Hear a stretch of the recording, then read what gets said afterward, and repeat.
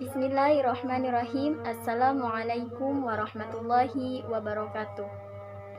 Izin memperkenalkan diri, nama Asniawati dengan nomor NIM 2014300069.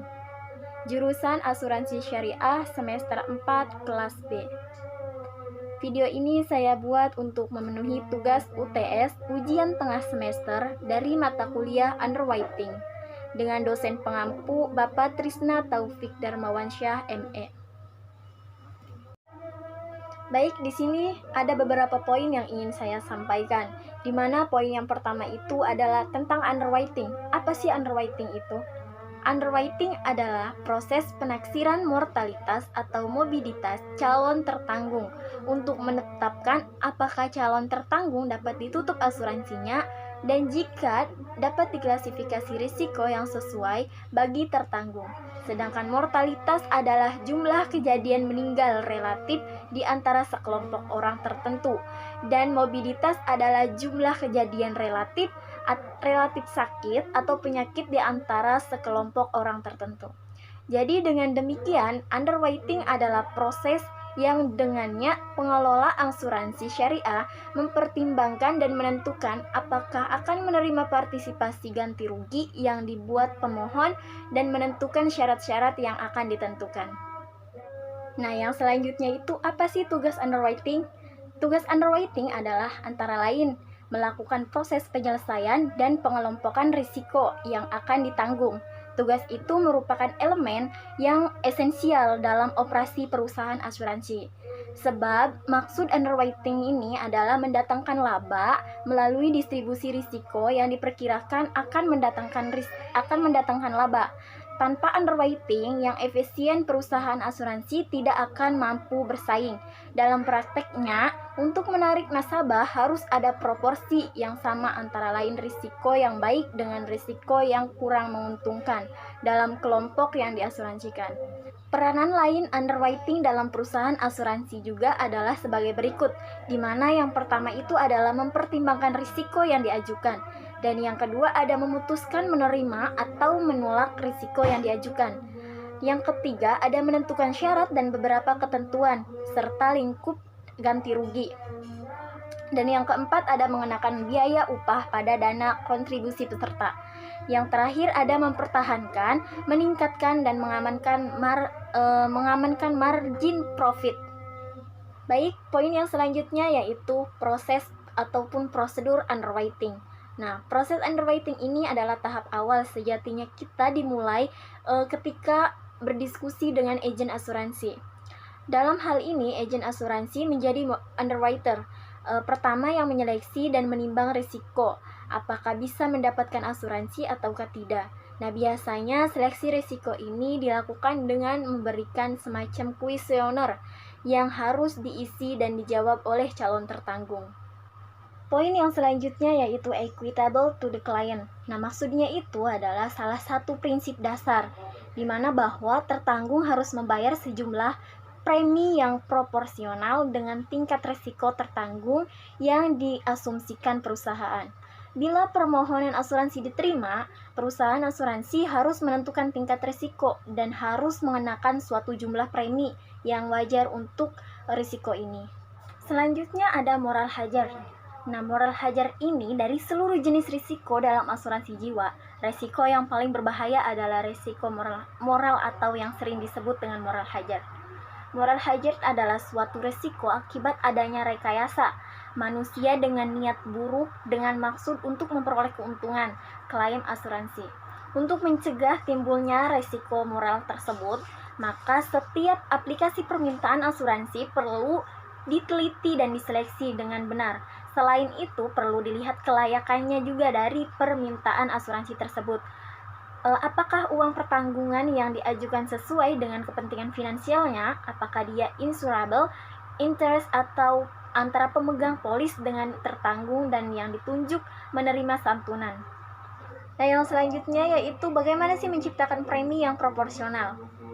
Nah, di sini asuransi jiwa. Asuransi jiwa itu adalah kumpulan dari sekelompok individu yang menghadapi risiko finansial yang serupa. Dengan mengadakan iuran atau premi dari masing-masing individu, maka jika ada yang meninggal dari kelompok tersebut, maka ahli warisnya akan mendapatkan santunan untuk menanggulanginya finansialnya. Nah, bagi individu yang sakit dan kans meninggalnya akan lebih dahulu, maka tidak adil jika dibebani premi yang sama dengan individu yang sehat. Oleh sebab itu, mekanisme dalam underwriting akan mengatur agar semua individu akan membayar premi yang sebanding dengan risikonya. Baik, di sini juga ada bagaimana sih prosedur yang dilakukan oleh filed underwriting ataupun agent. Nah, seleksi awal adalah suatu pengamatan terhadap calon tertanggung atau calon pemegang polis oleh seorang filed underwriting ataupun agent. Sehubungan dengan permintaan asuransi yang diajukan oleh calon, agent tidak sekedar sebagai penjual, tetapi ia berfungsi juga sebagai sektor awal yang disebut filed underwriter. Pengamatan-pengamatan yang harus dilakukan filed underwriter meliputi masalah-masalah non-medis saja, yaitu di mana yang pertama aspek kesehatan calon tertanggung secara pihak, aspek finansial, nilai ekonomis calon tertanggung, dan aspek hubungan kepentingan asuransi atau insurable interest. Baik, poin yang selanjutnya yaitu reasuransi. Nah, apa sih reasuransi itu? Reasuransi itu adalah asuransinya perusahaan asuransi. Jadi, maksudnya itu perusahaan asuransi memanfaatkan reasuransi untuk mengalihkan risiko ketidakmampuan finansialnya kepada perusahaan lain atau reasuradur. Dengan demikian, beban yang ditanggung perusahaan asuransi dapat diminimalkan. Jadi secara singkatnya itu, reasuransi berarti perusahaan asuransi dapat melindungi aset keuangannya dari kerugian akibat pembayaran klaim kepada nasabah berkat adanya proteksi finansial dari perusahaan reasuransi. Nah, dalam reasuransi tadi, di situ juga terdapat fungsi. Fungsi dari reasuransi sendiri itu membantu pengelolaan kas tersebut jadi lebih longgar, sehingga kuota untuk penerbitan produk asuransi yang baru juga lebih besar. Dan yang selanjutnya ada yaitu Yearly Renewable Term ataupun YRT. Nah, di sini merupakan program asuransi tambahan yang memberikan manfaat untuk menambah uang pertanggungan jiwa dasar dengan premi lebih terjangkau. Asuransi tambahan ini bersifat tahunan, dapat diperbarui tanpa seleksi risiko ulang hingga tertanggung berusia 64 tahun.